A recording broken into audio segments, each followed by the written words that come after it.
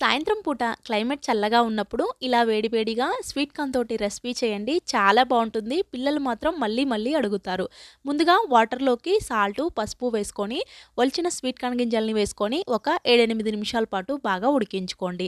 ఇలా ఉడికితే సరిపోయిద్దండి. వీటిని డైరెక్ట్గా ఏదైనా ప్యాన్లో వేసుకొని దీంట్లోకి బటర్ని వేసుకోండి. బటర్ లేకపోతే కొంచెం నెయ్యిని కూడా వేసుకోవచ్చు.